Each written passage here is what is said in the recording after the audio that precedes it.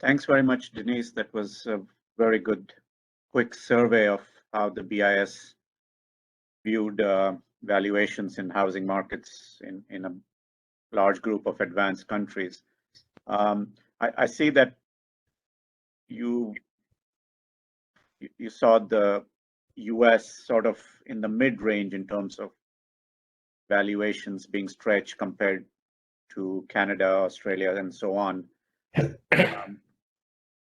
How often do you sort of update these models? I mean, would you already sort of have an updated view on how the US looks compared to some other markets? I see that New Zealand, for instance, has already seen price declines. That was one of your, I think, cases where you found valuations quite stretched. And since March, since you published this report, I think prices there have declined already quite a bit. So how often do you sort of update this analysis, and do you have an updated view of these valuations that you showed in your slide? Yeah, actually, we looked at these numbers again yesterday. So considering the lag, these are based on quarterly house price series.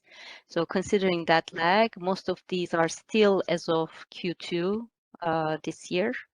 Mm-hmm. And the monthly information that's coming in, I mentioned Sweden, you raised New Zealand. So we are seeing some of these countries, the red ones, already seeing some correction. But since the models are based on quarterly series, it wouldn't appear in our updates until the fall.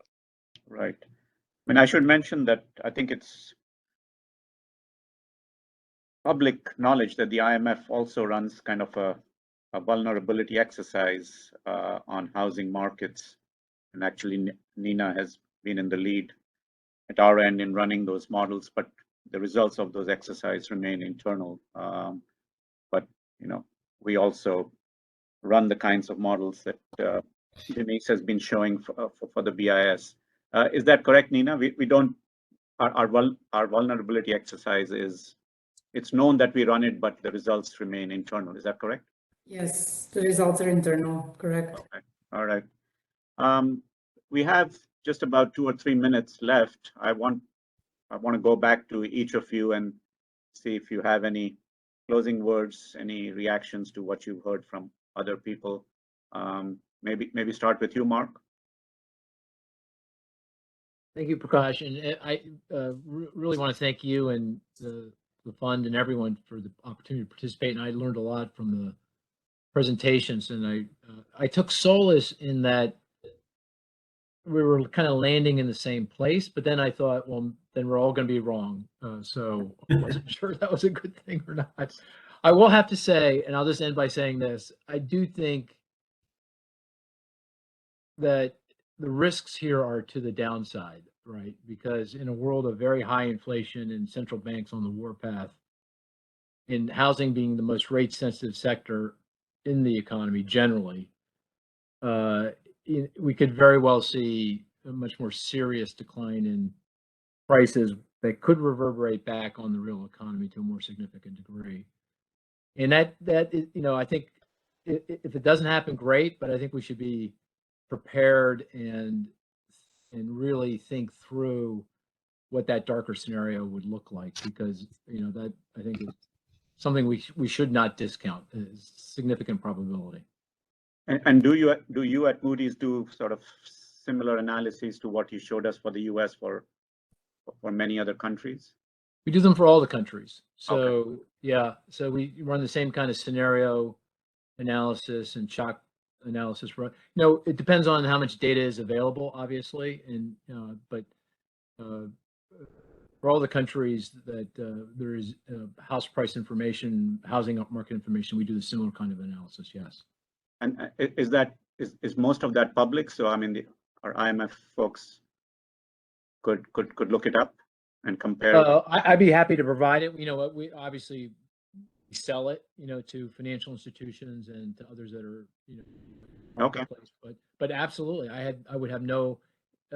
We can talk about that. I have no problem providing that to you, so you can see where we're landing on some of these things. Yeah, I think that may be of interest to us. So I mean, sure. If Nina can sort of compare notes on Yeah, where she's ending up with where you folks are, that would be helpful. Yeah.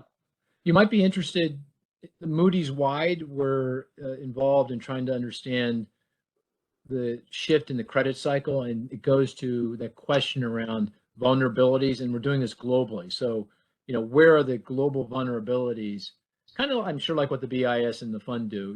Looking globally at the balance sheet and saying, hey, where are the vulnerabilities in this kind of environment? And so you might be interested in some of that work as well. Okay. Julia, any last words?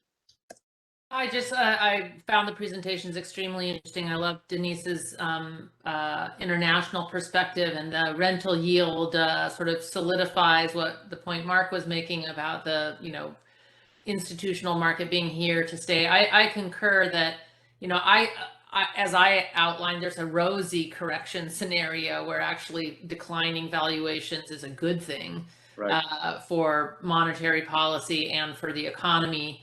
There's also, I agree, a scenario where, we're still operating based on, assumptions of what interest rates look like in the recent past, and, that we're in more of a regime change, and there's a harder adjustment ahead. And so I think we all need to kind of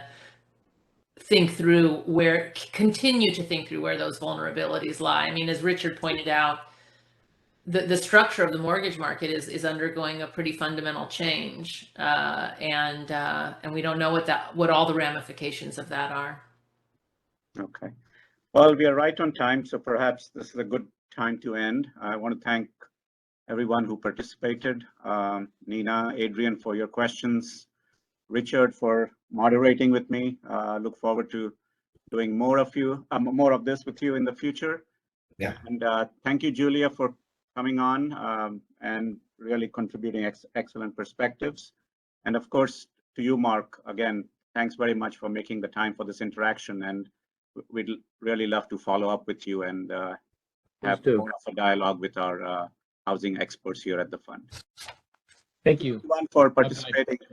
Thank you. Bye-bye. Thank you. Thank you. Thanks, Deniz. Sorry, I forgot. No, thank you, Prakash. Bye. Bye. Bye-bye.